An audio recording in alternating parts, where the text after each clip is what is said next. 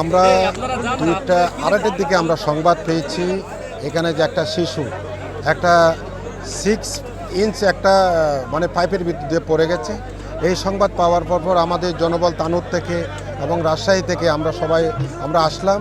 আসার পর ঘটনার পরিস্থিতি দেখলাম যে কি গর্তটার উপর দিয়ে আমরা আসার আগে পাবলিক কিছু মাটি কাটার পরে মাটিগুলো ভিতরে পড়ছে, যে তারপরেও আমাদের সার্চ ভিশন ক্যামেরা দিয়ে আমরা দেখলাম বাচ্চাটার কি অবস্থা।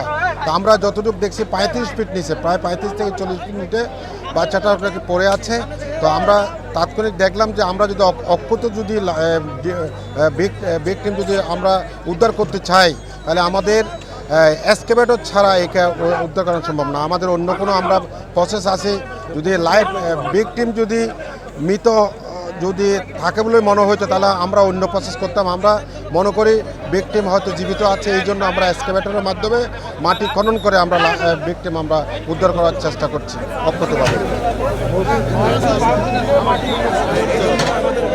দুই সাল দুই কাকালে তুলিছি, পরে একটা নামাই দিছি, ওকে নামাই দিছি দিয়ে আমি সামনে হেঁটে গেছি। আমার পোলাটা পিছে পিছে যাচ্ছিল, যাতে লাগে পিছলা পড়ে গেছে। আমি পিছে ঘুরে তাকায় দেখছি সাওয়াল আমার মামা করে ডাকছে। আমি পিছে ঘুরে তাকায় দেখছি সাওয়াল নাই, গর্তে থেকে মামা করে ডাকছে।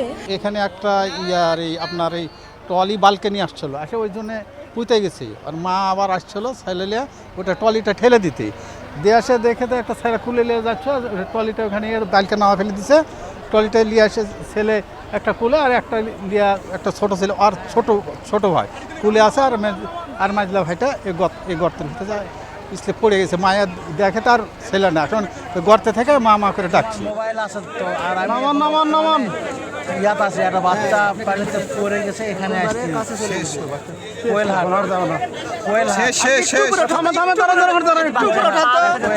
একটু উপরে তোলেন। হ্যাঁ দেরি ওই রকম নামান না ঠিক আছে।